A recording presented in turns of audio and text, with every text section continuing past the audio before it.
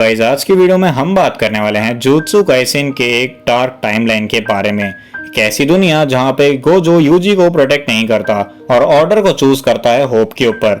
क्या होता अगर जुत्सु सोसाइटी यूजी को एग्जीक्यूट कर देती जब उसने पहली ही फिंगर कंज्यूम करी थी। ये मोमेंट पूरी स्टोरी लाइन को कैसे चेंज करता, चलो इसके बारे में आज बात करते हैं। So guys welcome to the what if series, जहां पे हम हर हफ्ते एक ऐसे ही व्हाट इफ का डिस्कशन करते हैं। अब ओरिजिनल स्टोरी में गोजो यूजी को एग्जीक्यूट होने से प्रोटेक्ट करता है और उसको टाइम देता है सुकुना की 20 फिंगर्स कंज्यूम करने का, ताकि सुकुना हमेशा के लिए खत्म हो सके। बट हमारे व्हाट इफ टाइमलाइन में गोजो ऐसा नहीं करता। वो ये बिलीव करता है कि ऐसा करना बहुत डेंजरस है और हायर अप्स के डिसीजन से एग्री करता है। सो यूजी एग्जीक्यूट हो जाता है after consuming only 1 finger. But क्या इससे प्रॉब्लम सॉल्व हो गई? याद रखो, सुकुना की सोल 20 फिंगर्स में डिवाइडेड है और यूजी को मारना बस एक फिंगर को एलिमिनेट करता है और बाकी की फिंगर्स अभी भी पूरे वर्ल्ड में एग्जिस्ट करती हैं। वो कर्व्स हैं और अपने नेक्स्ट वेसल का वेट कर रही हैं। बट अब क्योंकि यूजी नहीं रहा तो ज्यादा चांसेस हैं कि अगला इंसान वो फिंगर्स खाएगा वो बिल्कुल भी उस पावर को कंट्रोल नहीं कर पाएगा। अब इमेजिन करो नया होस्ट कोई क्रिमिनल, कर्स यूजर या फिर इन सबसे बुरा कोई ऐसा इंसान हो जिसको सुकुना की इविल पावर चाहिए। ऐसे में यूजी की डेथ से खतरा खत्म नहीं होगा, बस डिले हो जाएगा और ज्यादा चांसेस हैं कि कुछ और भी खतरनाक आए। अब हमें ये भी नहीं भूलना चाहिए कि यूजी के आसपास वाले लोगों पे इसका क्या असर पड़ेगा।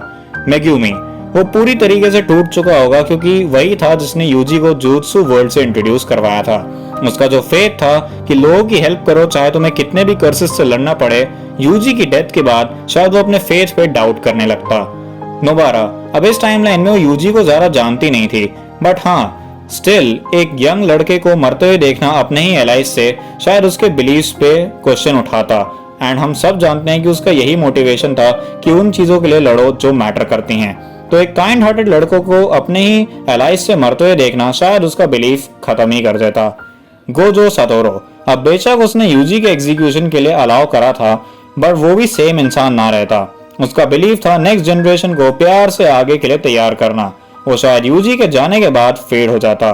वो शायद और ज्यादा कोल्ड और होपलेस बन जाता। अब आगे बढ़ते हैं केंजाकू के कलिंग गेम्स आर्क पे, जहां पे सुकुना भी वापस आ चुका है किसी दूसरे वेसल से, मगर इस बार यूजी उससे लड़ने को नहीं है। सुकुना की पावर्स को यूजी से बेटर कोई नहीं समझता और तो और सुकुना को यूजी की तरह कोई सप्रेस भी नहीं कर सकता। अब बिना यूजी के सुकुना जल्दी रिटर्न कर जाएगा। मेग्यूमी की डेस्टिनी और भी बुरी तरीके से टर्न होगी।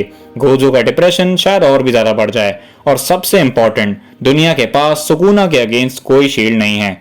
अब यूजी को मार के सीनियर्स को लगा कि उन्होंने सब प्रॉब्लम सॉल्व कर दी है, बट एक्चुअली में उन्होंने उस इंसान को खत्म कर दिया जो कि ह्यूमैनिटी की एक होप बन सकता था। क्योंकि यूजी बस एक वेसल नहीं था, वो एक हीरो था जिसकी विल पावर और काइंडनेस को खत्म कर दिया गया। वो सुकुना की सबसे बड़ी वीकनेस तो था, बट इस दुनिया की सबसे बड़ी स्ट्रेंथ भी था और उसके बिना सुकुना जीत जाता। एंड इसी के साथ ये पॉसिबिलिटी यहीं खत्म होती है एंड यहाँ पे यूजी को कभी भी सेकंड चांस नहीं मिला। तो मुझे कमेंट्स में बताओ, क्या गोजो ने यूजी को प्रोटेक्ट करके सही करा या ये डिसीजन बहुत रिस्की था? एंड ऐसे ही और व्हाट इफ्स के लिए मेरे चैनल को सब्सक्राइब करना मत भूलना। Till then guys, this is any man signing of.